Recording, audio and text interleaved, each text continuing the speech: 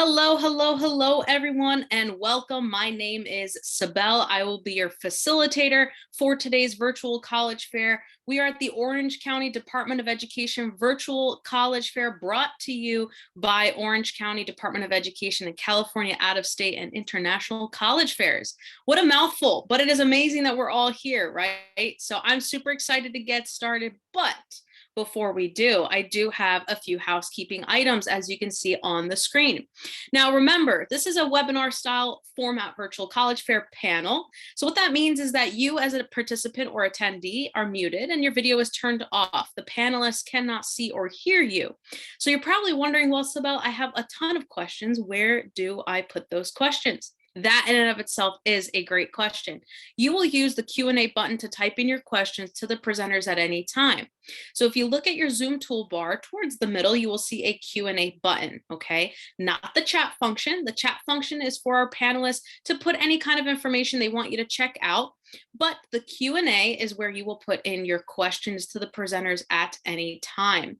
So at that point, they can decide to answer it live, or they can type in the answer to your question throughout the presentation. So just please make sure to use that Q&A for your questions.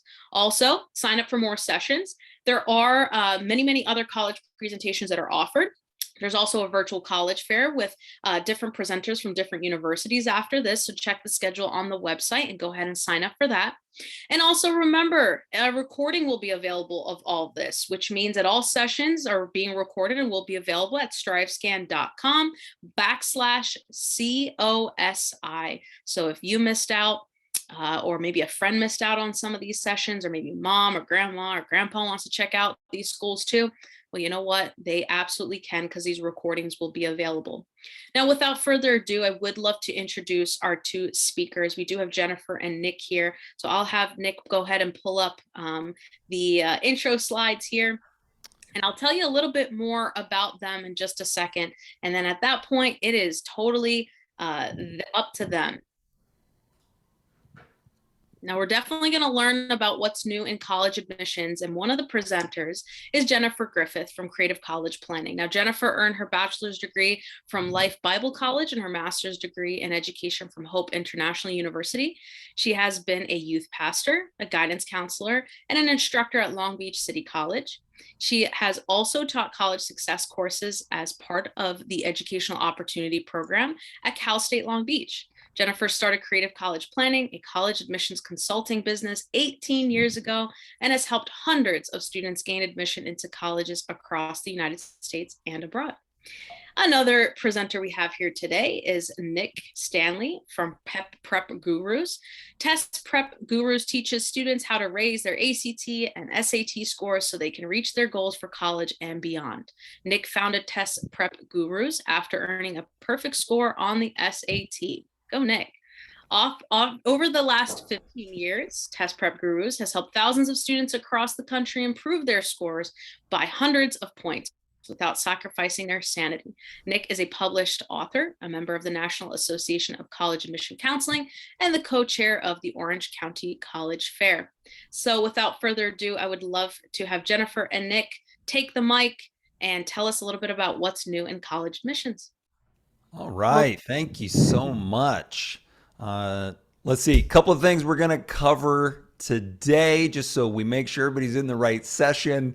We're going to talk about the college application process, the pieces of that application, changes to the SAT and ACT testing requirements, paying for college, increasing your chances for merit aid and scholarships, support for first generation students, creating a balanced college list, and then some tips on how to research various colleges.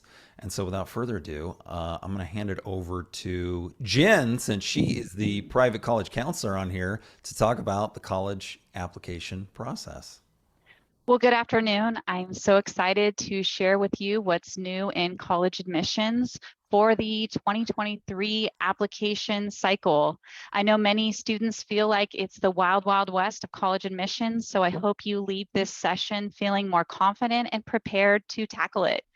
First, I just want to go over some basic information. Still, your grades, your transcript, it does matter. That is probably one of the #1 factors in the college admissions process, and colleges are still going to be evaluating them. Next is test scores if you choose to send them, and if you are sending them to an institution that accepts test scores. So it is really important that you do your research and find out, does this institution accept test scores and what is their policy? Just an FYI, if you plan to apply and utilize your test scores, many schools accept test scores in different ways. Some you actually have to send and pay to pay the either ACT website or the College Board to send your official test scores. Some colleges are now allowing you to self-report your scores, which means you type them in on the application. So you're going to have to spend some time determining how those colleges accept the test scores. One thing that's still the same as always is how extremely important it is that you make sure you spend time thoughtfully considering how to present yourself in the best light on your college applications. So you need to make sure in your essays as well as your activities that you're highlighting what makes you different, unique, and special throughout the process. So make sure you spend time on the actual application and the essays. Okay, next slide. So let's talk about the college application process. So we are very fortunate that there are over 2,000 four-year colleges across the country to apply to, and over 900 of them now use the Common Application, which is extremely helpful. So the Common Application is a general application that's used at many, many schools. Schools that use the Common App: USC, Stanford, Harvard, MIT, many other schools here in California, USD, LMU. So a lot of schools are on the Common App. The Cal States and the UCs are not on the Common App though, but many, many public schools are on the Common App. I was actually really excited to see that University of Washington now is on the Common App. In years past, they were on the Coalition app, so that really helps.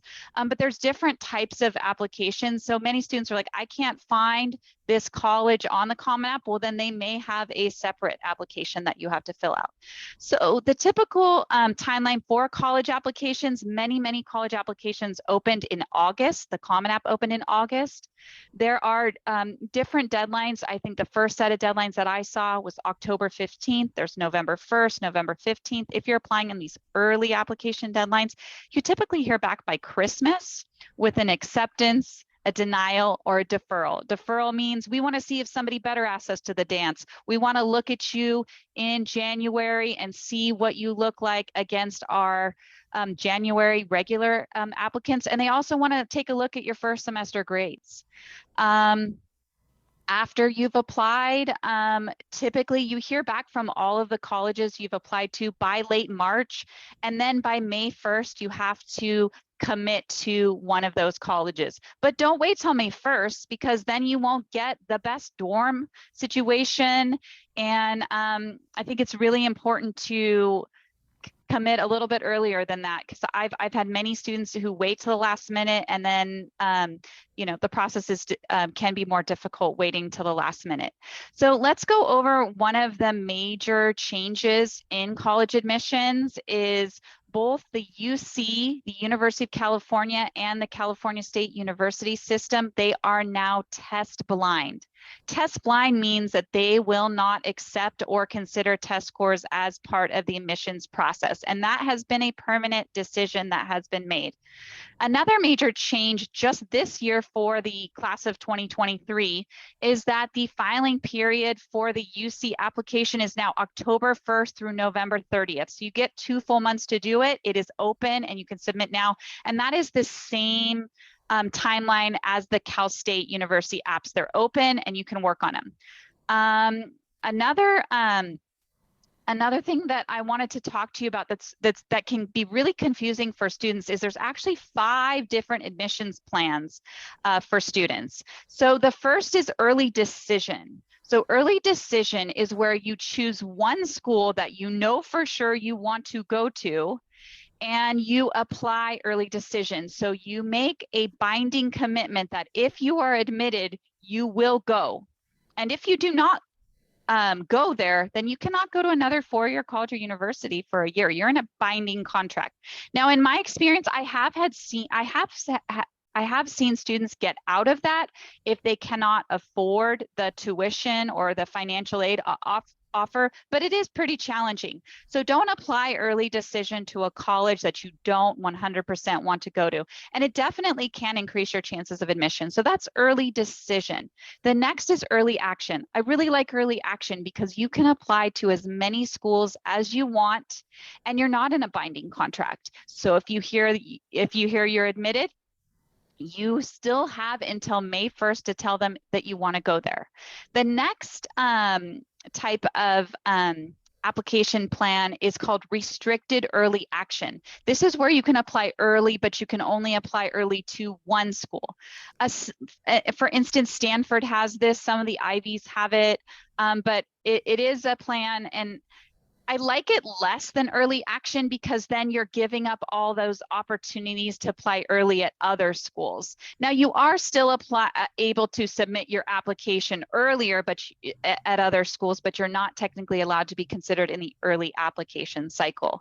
The next cycle is regular decision. So many schools would maybe have early decision and regular decision, or they'll have early action and regular decision, but regular decision typically is due around January, and then you hear back in March. So you hear back much later, but other schools have regular decision as well. The Cal States and UCs, they only have regular decision, and a lot of public schools can have that as well. Now, the final admission plan is called rolling. So rolling means we accept students as they apply. And typically these schools could be now all the way through, sometimes as late as July. So what happens is the later that you wait to apply, the more rigorous the guidelines can be to get admitted because they have less space. So for rolling, it's always helpful to apply early than waiting to the last minute. And it's really nice, honestly, by Christmas to get some yeses. So that's why you want to apply early to as many schools as you can.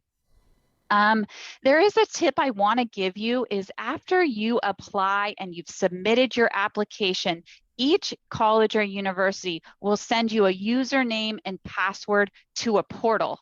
It's time consuming, but it's so critical that maybe you build an Excel spreadsheet and you get all your usernames and passwords and at least log into those portals multiple times a week. That's in that portal is likely where you're going to hear if you're admitted, and you're also going to hear, are they missing documents?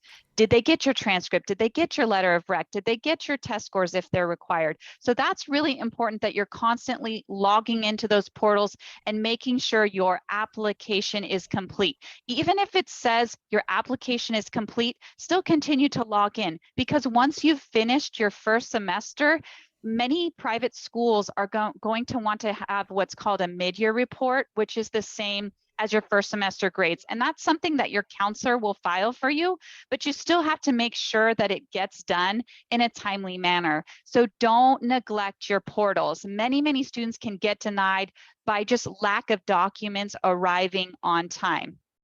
And finally, I want to make sure that to remind you to have a professional email address that you check to use. I mean, that's really, other than the portals, your email is how these colleges will notify you. So make sure that you check your email all the time. Okay, so we can go to our next slide. So there's an amazing program out there for first generation low income students. And regardless of your ethnic background, you can be eligible for EOP. That's the Educational Opportunity Program. And this is a program that's very close to my heart because I've had the opportunity to teach in the EOP program at Cal State Long Beach. What this program does is it provides additional support for first-generation students because the transition from high school to college can be challenging. So you can be eligible for free tutoring, additional support. We put on so many conferences. We bring in businesses. You can get help with your resume. You can get help with grad school preparation. But there's so many amazing resources available to you. They have book grants that help you cover your tuition. And so when you apply to the UCs and the Cal States, if you're interested in EOP, regardless of your income, go ahead and click on the box that you might be interested, because it's an amazing program.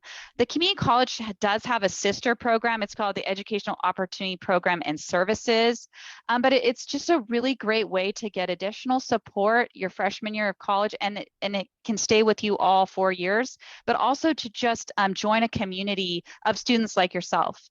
So without further ado, go ahead, Nick. All right, thanks, Jen.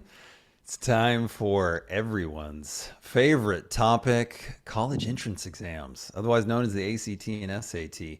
And then just as a quick reminder, I know our host said it at the beginning, but if anyone has questions along the way throughout the presentation, there is the Q&A function, and you can find that down. It should be, if you scroll down to the bottom of your screen, a little menu will pop up. Hit that Q&A button and you can type your questions in there, and then Jen and I will be able to see those, and we'll try to get to as many of those at the end of the presentation as time will allow. Okay, SAT and ACT. I'm not going to spend a ton of time on the mechanics of the test, but I did want to make sure that we just cover the basics here real quick. SAT is on the 1,600 point scale. It's just made up of half the test is verbal, half the test is math. We've got 800 points for each section. Add those two together, and you have a total possible score of 1,600. The ACT works a little differently. It's on a 1 to 36 point scale. There are 4 sections on that: reading, writing, math, and science. Each one of those is scored between 1 and 36, and then those 4 scores are averaged together to give you a total score on the exam. Now, if anybody is interested in learning more about the details of those 2 exams, really dialing into what students might be more inclined towards SAT or ACT, there is a free flyer that you can download at this website address on your screen right there, which is www.prepgurus.com/resources1, the number 1. And you can download that there. Okay, so as Jen mentioned, the biggest change in college admissions in the past couple of years, dare I say in the last couple of decades of college admissions, is that the University of California system, and then the Cal States followed in the UC's footsteps, decided to go test blind. And test blind means they will not look at an SAT score or an ACT score if you send it to them. They have no interest in those tests any longer. I think that's pretty well known now, so we're not going to spend a ton of time on that. But I would note that in this vacuum of test scores, AP classes and community college classes now hold extra importance on those applications to the UCs and the Cal States. And so if those are your top choices in this process, I would encourage taking advantage of those opportunities at your high school or at a local community college as another way to demonstrate your academic credentials in lieu of a standardized test score. Now, just to get our terms straight, we covered test blind. We've also got test optional. And test optional means that your ACT or SAT scores, they may bolster your application, but they're not required with an application. I think this is a great development in this process. Because at the end of the day, everything in this process is optional, right? No one's required to take a calculus class while they're in high school. That is optional. No one's required to earn straight A's while they're in high school. Although earning strong grades does help you to gain admission to these colleges, and the SAT and ACT now fall into that same bucket. That's one more tool to show a school what you are capable of academically, if that's one of those schools that still accepts SAT or ACT. I'd like to turn your attention to this pie chart up here. So we've got in dark gray are the number of test blind schools of all the colleges across the country. And so mostly there, we're talking the Cal States, the UCs, and then a handful of other schools around the country.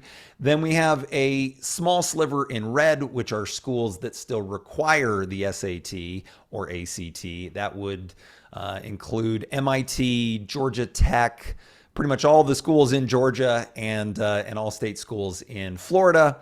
And then test optional makes up the vast majority of schools. That's all this light gray area here. And so test optional really is the name of the game here. And as many college admissions officers will say, it will say the tests are no longer required, but they are preferred if you are able to take tests and send those, because you're giving them one more data point from which to see the full picture of what you are capable of academically.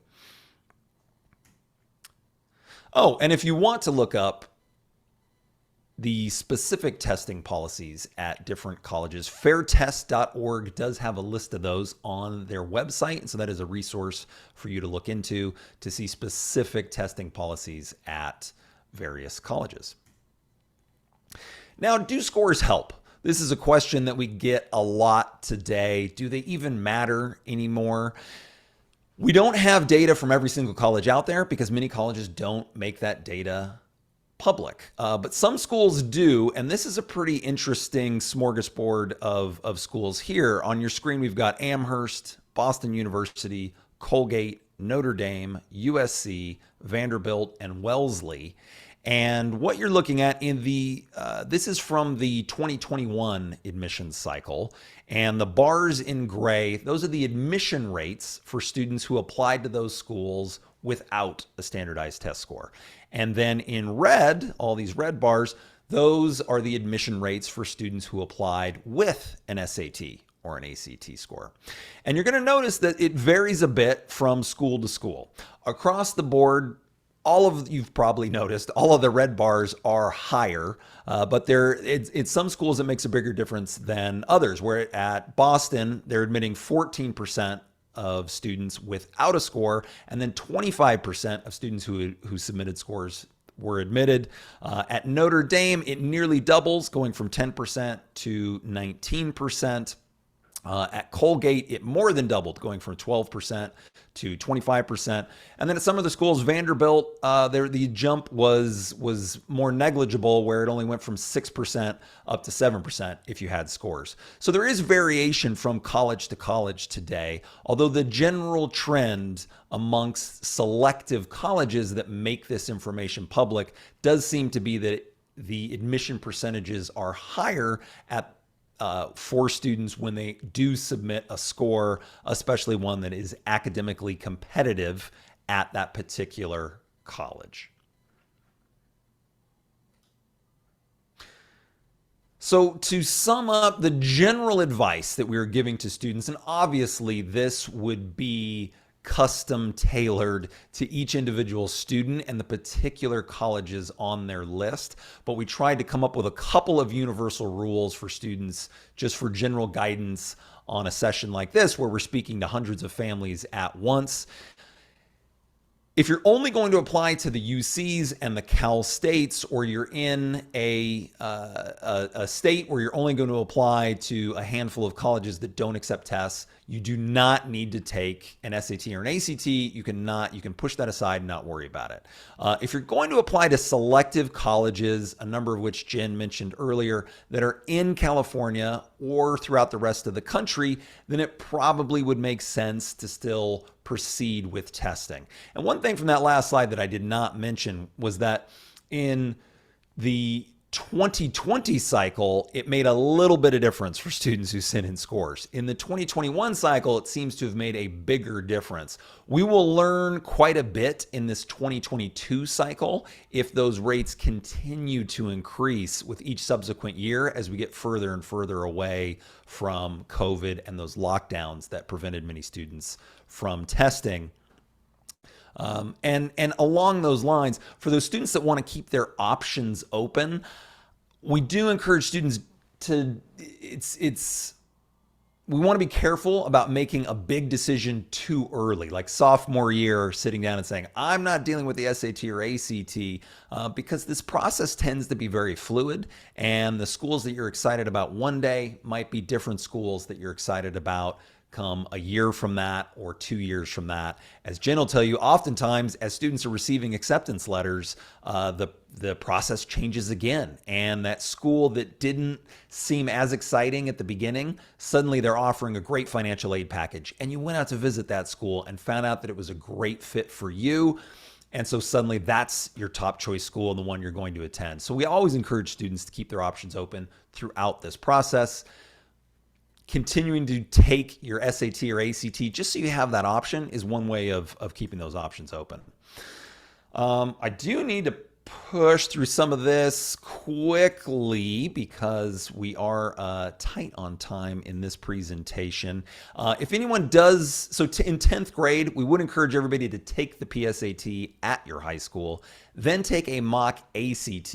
If your high school does not offer a mock ACT, if you're on this call, if you fill out this form right here that's on your screen, you can sign up to take a mock ACT for free. There's no obligation. There's no trick there. It's just something that we do to help serve the communities that we're involved with at Test Prep Gurus. So you've got the link there on your screen to sign up for that mock exam. Then what you're going to do when you have those two pieces of information is compare them and see which one your student is a little bit naturally better at, and move forward with that single exam. Because no college, test optional or otherwise, no college wants to see an SAT and an ACT. They just want one or the other. You might as well send the one that you are naturally a little bit better at. Okay, paying for college. There's a lot to cover in paying for college, and if anyone wants more information on this, Jen and I were talking beforehand, we may do a follow-up session for anyone that wants more on this information in a webinar next month, because there's so much to cover when it comes to financial aid. But I am going to hit the basics here. There's need-based aid, which is based on your financial need. Make sure to fill out the FAFSA. That is the number one recommendation when it comes to financial aid. Whatever your income profile is, fill out the FAFSA. If you think you don't need financial aid, still fill out the FAFSA. You never know what's going to come along. That FAFSA is the form that colleges use to determine the aid that you qualify for. So make sure to fill that thing out and adhere to the deadlines, because they are real. And once you miss them, there's no going back. The net price calculator, you can Google that, and that will show your expected family income at any college that you search through the net price calculator. A great tool for families that are trying to figure out how much this might cost them in the future. And then, of course, we have student loans. I think everyone knows what those are. The College Promise Grants, we wanted to make sure to mention that. That is a new program that for students who qualify for financial need through that FAFSA can qualify for complete tuition remission at California's community college system. So if you qualify for that and you're attending a community college, make sure to check out the California Promise Grants. Merit-based aid. Now, merit funding is independent of financial need. There's just as much money available in terms of merit aid as there is in terms of need-based aid. This would include our athletic scholarships, talent scholarships, academic scholarships. I would note those academic scholarships are primarily based on grades, but they are still often tied to a standardized test score. And then some of them require supplemental essays that are specific to those grants. I think you can maximize your aid when you're applying to college when you're going to be in the top 10 to 15% of applicants in terms of your GPA and or a test score if that applies. Those colleges are going to want to entice you to come there, so they're going to offer you more merit-based aid when your grades and scores are a little bit higher than the typical applicant. This last year, we did see we saw numerous students admitted to a school like TCU, just for one example, at Texas Christian University. However, it was the students who had standardized test scores to match that often received the large financial aid merit-based packages. And there was a student last year with a 31 on the ACT, which, as we covered earlier, is a long ways from a perfect score. It's a very strong score, something to be proud of, but not a perfect score. Did receive a $112,000 scholarship to TCU. And when we talk about coming out of college without any debt, that's a life-changing amount for that student. So these are great things to look into. The largest pool of funds is going to come specifically from the colleges. So that means the colleges that you're actually applying to, that's where you're going to see the most merit-based aid. A lot of people spend a lot of time on websites that list general scholarships that a student can qualify for and then take it to any college. Those do exist. I just want to be clear that it's the specific colleges you're applying to. There's going to be a much bigger pool of funds and a lot less competition for those funds. And so that's where you want to put your energy first when looking for scholarship funds.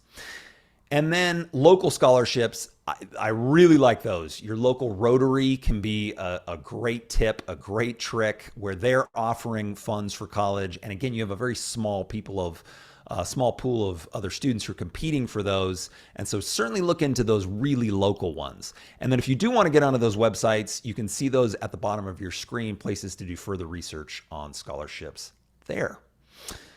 Okay. A balanced college list is going to be our last topic before we look at any questions, and we've only got 6 or 7 minutes left. So I'm going to fly through this as well, but try to make it as clear and as actionable for you as possible. When researching colleges, make sure to do your homework. And this applies to the parents, but it really applies to the students because we want this is the time in life when we want students to take the reins. This is a big jump in their lives. I know you're the ones paying for it, parents. And it is a big jump in your life as well. But the student really should be driving this process. And so we want to be encouraging them to do the research on the schools that are going to be the right fit for them. You can see a few websites there where you can do some research: College Navigator, CapX, Big Future. A lot of resources out there. When you're interested in colleges, make sure to get on their websites and take a look at what they have there. Try some of those virtual tours. And then if you have the means, the resources, and the opportunities, visit those colleges in person. I don't think you can overstate how important that part of the process is to really get a feel for what a campus is like, the difference between a big campus with thousands and thousands of students and then a small liberal arts campus, which has a much more intimate feel. You can get a real taste of that by visiting those different schools. If you happen to be here in California, one nice thing is that we have a wide variety of different types of schools, all within driving distance, whether you want to see secular schools, religious schools, those big public schools, or those small private ones. They're all right here in our backyard of Southern California. Demonstrated interest. This is an important piece of the process, especially for those private schools.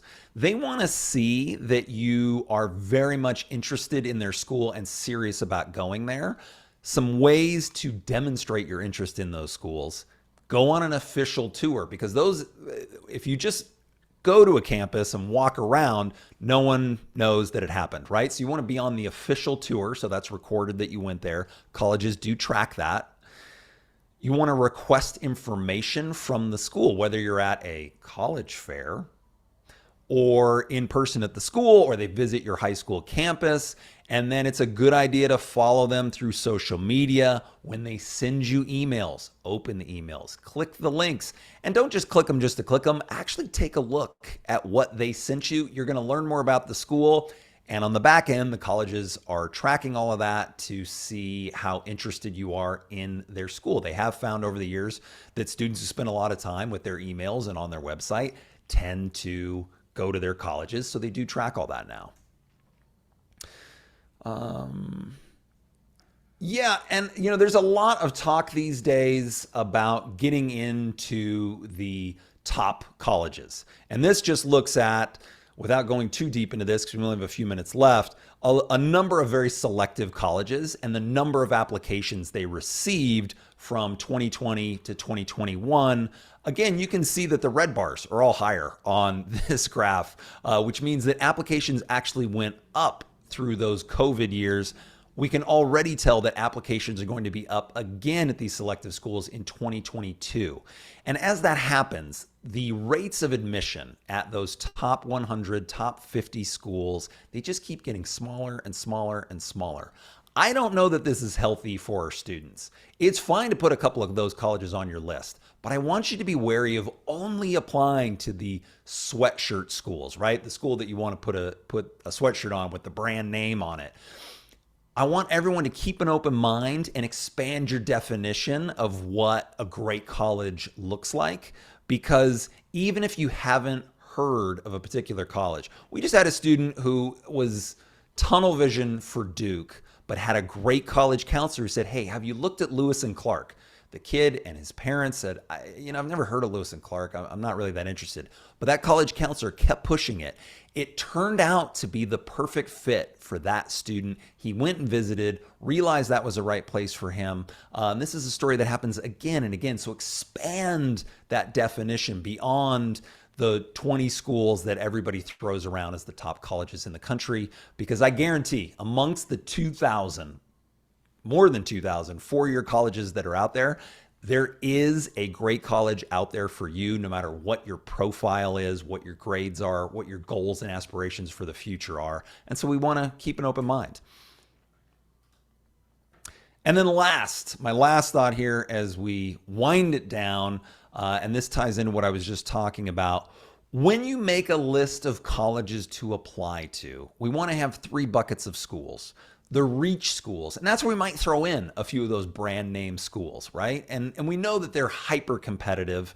We know that some of them have single digit admission rates. It's okay to apply to a few of those, as long as you know it's very difficult for anyone to get into those schools, and those are the reaches, right? I'm just going to reach for it and see what happens. Then we want some target schools that really line up with our grades, our interests, our test scores, if that makes sense for those particular schools. And you can look that up, the academic profile of a particular school, by going onto their website, seeing what the GPAs and test scores of past students tend to look like, and get an idea of where you fall in that process. If your school has a subscription to Naviance, that's another great tool to get some of that information. And then last, we want to have some schools that are likelies. We're likely to get in there. And make sure to have some likelies on that list and learn to love your likelies. We don't want to neglect them in the process. We don't want to race off those essays the night before they're due. We want to treat them just like the reach schools and work just as hard at them, because you never know what school is going to pop out and be the right fit for you at the end of this process. And can I jump in real quick, Nick, on Yeah. this last, as you develop your balanced list of schools and you begin to assign reach, target, and likely, I want you to know that majors matter so much. There's data from the UC conference that over 50% of students applied to the UCs for the same 10 majors. So if you're looking at a school that's a target, but you're deciding to apply nursing, computer science, business, bio, engineering, all of a sudden that school may become a reach school. And one thing I wanted to tell you is the average college freshman changes their major in college 3 times. So you really want to see, is this a school I could possibly change my major? Maybe I'm interested in many majors. And so really consider that as you build your list, because many times students will get denied at even their safety by picking a really highly competitive major. What's really nice for many, many schools is they'll have a first choice major and a second choice major first. So for instance, at the UCs, they always say if your first choice major is in engineering, make sure your second choice major isn't. But maybe your second choice major can be a major that's less likely to be applied, so that you have a better chance of getting in, because you may end up changing your major in the long run anyway. Okay, go ahead, Nick. Thank you, Jen. That was a great point. And I actually can see now that the clock here on my screen was a little bit ahead. We do have a couple of minutes. I was racing to get through it by 4:45, but it looks like we do have a couple of minutes to take questions. So if anyone has one, you can punch that into the Q&A. And then of course, if anyone wants the slides from this presentation, or if anyone wants a link in the future to there will be some additional webinars, podcasts where we go more in depth into some of these issues, like how to pay for college and qualify for scholarships. You can actually scan that QR code on your screen with your phone, and it'll bring up a form, and you can punch that info, or you can just go directly to that link, and there's an array of free tools that are available to students and parents at that link if you fill out that form. And I do see that there's a really great question in the Q&A that says, is there a difference in terms of admission rates for declared and undeclared major at the time of applying? Well, believe it or not, undeclared is an impacted major. So I don't always recommend undeclared, because that can be a more competitive major to get into, and it is on one of the top 10 applied UC majors. So I really believe that that's probably unwise to pick undeclared. And Jen, how many schools do you recommend that a student apply for? I think we know there's no magic number for this, but maybe a minimum and a maximum, or a range. Well, typically a lot of my students, we like to do 3 reach, 3 target, and 3 safety. And I think it just depends on their major. And some students will do 5 or 6, because they're really all in the target range. And I mean, a lot of students want to do maybe 10 reach. And I have to say, more reaches does not mean more yeses. So really the bulk should be in your target and safety range. I think that's really important. And great questions today. That is. And there's actually one more, which is that what's your recommendation in terms of AP classes? Should a student take as many AP classes as they can possibly get into? Is that going to help them, hinder them in this process? What if they there's quite a bit there, but what if they know that's going to stretch them too far, but they want to do everything to get into college? What are your thoughts? I'm of the opinion that AP classes can sometimes be more about time than intelligence. And so I have to ask my students, if you want to take an AP class, what is the pass rate of that teacher? What is the success rate of the students? Is this a good fit for me? How much time is this going to take away from maybe my extracurriculars and my passions? Now, if you want to study engineering, make sure you have AP Calculus A, B, and BC, and make sure you have AP Physics C. Absolutely. But you don't have to take every single AP and honors class at your school to get into a strong school. Many of my students, especially during the pandemic, have utilized taking advantage of local community college classes and been very, very successful there. So your college credit isn't really determined based on a score that you took or received on a single day. So I think there's not a magic number, but look at what you can handle. And also really think about maybe utilizing the community college system. Many schools offer dual enrollment classes as well, where you can get high school credit and college credit as well. I think that's great advice. And we see so many students these days taking as many AP classes as they can. And it's funny, when I went to college, I had 4 classes per semester, and it is a little crazy to me sometimes when I see a 17-year-old taking 6 AP courses. So that's basically 6 college level courses at once when they are that young. They often aren't sleeping enough. It's often not healthy. And to Jen's point, yes, there's a time and place. We want to follow our interests and subjects that we're passionate about and take AP courses there, but we don't want to overdo it to the point where we're sacrificing our students' mental and physical health for it. Another question there, and another question there. If you don't apply for financial aid, do you still need to fill out the FAFSA? Is it required? You're not required to fill it out. And so if you have no interest in financial aid, you do not need to do it. I still encourage families to do it simply because you never know what you might qualify for. The only sacrifice in filling out that FAFSA is time, and it's really not it's something that's going to take over your life. You're going to crank that thing out in a short period of time, and you never know what colleges might offer. So I still think it's a good idea, but no, it is not required. Awesome. I'm going to step in here because we are out of time, unfortunately. I know we have some other questions. Please make sure to go ahead and scan that QR code and go on to the website in order to get in contact with Jennifer or Nick and to be able to, just see what the next steps are and to get those questions answered. I'm going to go ahead and share my screen, and I want to thank you all so much for joining. My panelists, what you do is extremely important, so thank you so much for being here. Also, thank you, participants. What you do by showing up is also very, very important, so thank you so much. Remember, when you close out this window, a very quick 5-question survey will appear. Now, the words "very quick" are literally on your screen, so please take a very quick 5 seconds and give us some feedback. We really do appreciate it. Also, sign up for more sessions. Again, there will be virtual college fairs happening as well tomorrow, so you can get to know some schools in your area. And remember, if you did miss out on the fun, a recording is available and will be available at strivescan.com/COSI. Now, with that said, again, thank you all so, so much, and I hope you have a great evening. Thanks, everybody. Bye. Thanks, everyone. Bye.